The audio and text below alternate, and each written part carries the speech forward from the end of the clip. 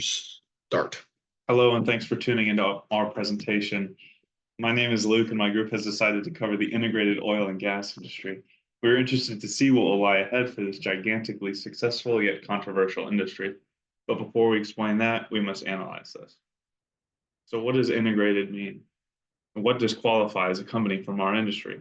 There are thousands of oil and gas companies out there, and everyone watching this could probably name a dozen or so. For this industry analysis, we have filtered the companies down to firms who are integrated into the value chain with upstream, midstream, and downstream assets. So who are the competitors in our industry? On top, you can see ExxonMobil, Saudi Aramco, and PetroChina. All three of these firms have significant asset bases in all areas of the value chain.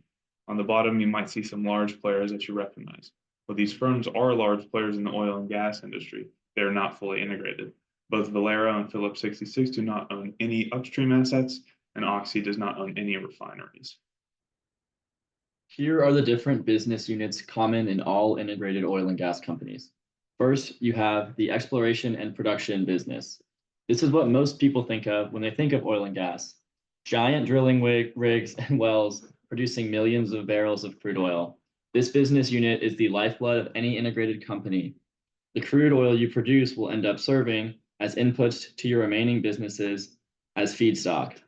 Next, we have midstream.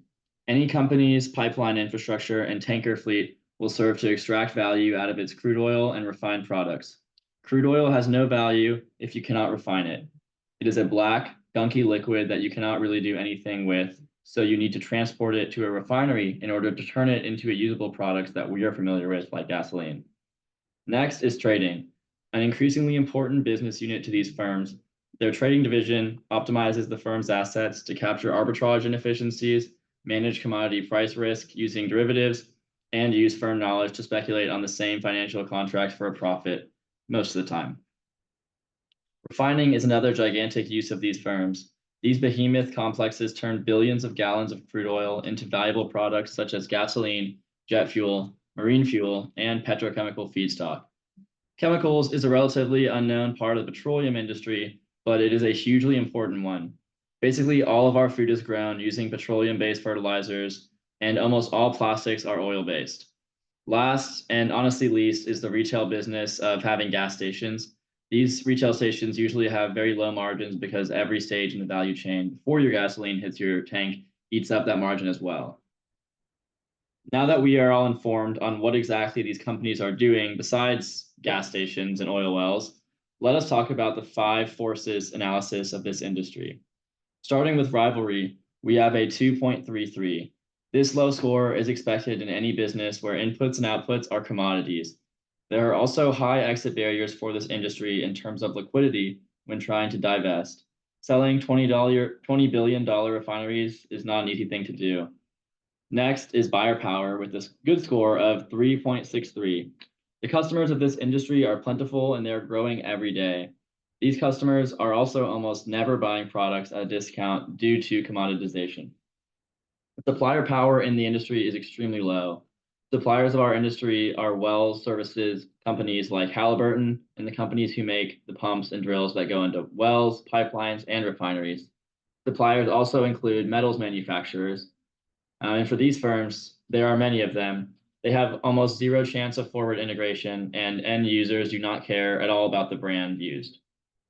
The threat of entrance is right in the middle, and there is an extremely high cost to enter this industry, but there are also low switching costs, and customers, again, don't really care about the brand that they're buying. Last is the threat of substitutes. Here we have a high score of 4 due to the extremely high cost of substitutes, their low availability, and the high switching costs. When we say substitutes, we primarily mean using renewable generated electricity. The pest analysis for our industry is super interesting to me because of how controversial the future of our industry is. On the political side, we have possible future regulations hanging over our heads as well as subsidies being given to our substitutes. However, our political future is not all doom and gloom with a multitude of factors pointing to a world still running on our products in 10 years' time. The US government owns crude storage capable of holding $50 billion of crude that uses to alleviate inflation and gas prices. This displays that the USA's and the world's reliance on crude oil. The government does not have billions of dollars in batteries or biofuels they release to fight inflation and make life easier for the consumer. They use our crude oil. Carbon capture is another bright spot for our industry as well, with the government becoming more tight on emissions. This leaves a place for our industry to start a new business unit focused on carbon capture. Who better to help the industry carbon capture than the companies who know more about emissions and their fuels than anyone? Economically speaking, our industry is dealing with a lack of support from the financial sector. Banks are often are often offering better rates to firms with a certain amount of green energy on their balance sheet, making it harder to stand up new assets for companies that are not super cash flush. There is also a looming recession, which could also hurt our industry in the short term. Socially, we have a changing landscape of developing economies, and energy consumption is the largest indicator of standardized living. As many third world countries are starting to become more and more industrialized, their citizens want to own cars, heat and cool their homes, own computers, and do many other things that require our product. There is also the changing view of our industry from society. It seems like we go through periods of ups and downs in terms of the public perception of our industry. Last is technology. This comes down to how fast renewable advances in order to take away more jobs from traditional oil and gas. It also comes down to how drilling and refining technology can be improved to either reach more oil or make our upstream and downstream processes more efficient. Current competition in this industry can be broken down into four main factors: upstream size, efficiency, trading profits, refining sizes, and margins, and plastic margins and advancement. You will notice that three of the four include the word margin. This is due to the commodity nature of our products. When Exxon makes a gallon of gasoline at its Baytown refinery and Marathon makes a gallon across the street, they are the same thing. This gallon will be priced to the RBOB futures contract settlement and have the same exact inherent value. The same goes for that barrel of crude oil that Shell extracts in the Gulf of Mexico. BP is 5 miles away and extracted the exact same barrel of oil. Both have the same exact value. The competitive advantage comes from who is able to make it cheaper and who is able to transport their commodity to make it to market for cheaper. While trading is a business segment, this generates billions of dollars for our industry, and it is hard to quantify. Companies keep trading profits relatively secretive due to their proprietary nature, and when using proprietary insights to gain an edge on the market, it is wise to keep those cards as close to your chest as possible. In the future, our four factors of today remain vital. These four factors for success in our industry will not change. However, two new centers for competition will come to fruition: the ability to adopt and implement carbon capture tech, and the ability to be responsible when investing in renewables. Both of these factors will separate the companies who can adapt to changing times and ones who cannot. Those who go through this transition in the wrong way will end up falling behind. So taking these factors into account, we have decided to announce that we will either buy ExxonMobil stock or Saudi Aramco stock.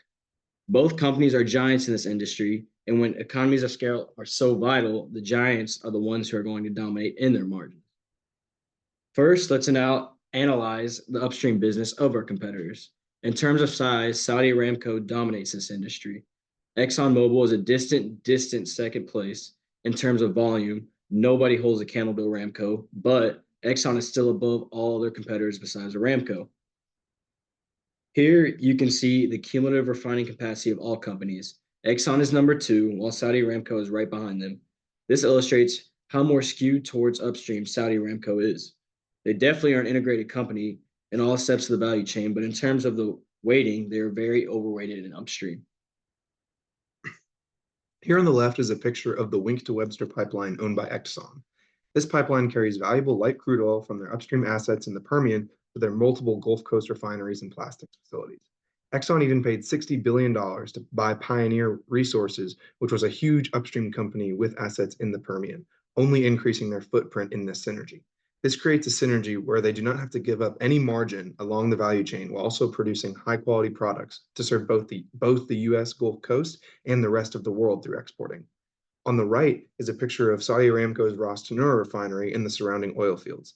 This refinery is near their own easy-to-access conventional production where they can take it through a giant refinery and then into surrounding Asian markets. Both of these examples go to show that our firms are masters of asset synergies along the value chain. There are no losers in this regard, only 2 winners. Plastic production is hard to quantify.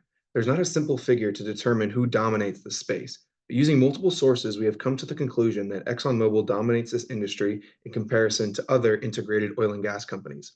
Look at this map. Notice whose name is largest. It is ExxonMobil for a reason. All sources point towards Exxon as being the largest plastic producer of any oil major by a large margin. This is super critical when looking forward. Plastic is the oil-based product that is hardest to replicate with substitutes, and world plastic demand is only skyrocketing. When it comes to carbon capture, ExxonMobil is a standout winner here. They have a whole business unit called Low Carbon Solutions devoted to helping other businesses capture their carbon. You can almost think of this as a new part of the value chain where Exxon helps businesses who use our industry's fuels to make it less carbon intensive. Aramco is very behind Exxon when it comes to carbon capture. They are currently working on a large carbon capture project, but it mainly captures their own emissions. Exxon is trying to commercialize carbon capture and bring it to other businesses as well as their own. With renewables investing, it is important to not fall into the BP trap. BP invested too much in renewables and was missing out on $80 a barrel oil. This is cited as one of the reasons their stock has underperformed so badly. Both Exxon and Aramco are taking a balanced approach. An important distinction is that Exxon is primarily focused on making current processes more sustainable, while Aramco is diversifying more into wind and solar. After careful evaluation, we have decided to invest in ExxonMobil for our 10-year holding period. Our thesis revolves around ExxonMobil's balanced exposure across the value chain. Demand for crude oil is projected to reach its peak around 2040 or so, but demand for plastic is only going to grow into the future. Plastic is very hard to make without oil. Uncertainty surrounds gasoline demand as electric cars become more popular. Same goes for diesel. Sustainable jet fuel is already being used, albeit at a tiny scale. Our point is there are a lot of unknowns when it comes to our industry, but the most sure bet is that plastics will be the last to go in terms of substitutes for our industry. So while demand for Aramco's main product of crude oil is projected to stagnate, ExxonMobil being more evenly exposed to all products of this industry gives them a better chance to thrive in an environment where crude oil is not as valuable as today. Here's a quick look at 1 and 5 year returns for our industry. You'll notice ExxonMobil near the top with Aramco at the bottom. Aramco is a behemoth of a firm, but they are too one-dimensional to earn our locked-in investment for the next 10 years. Thank you so much for watching.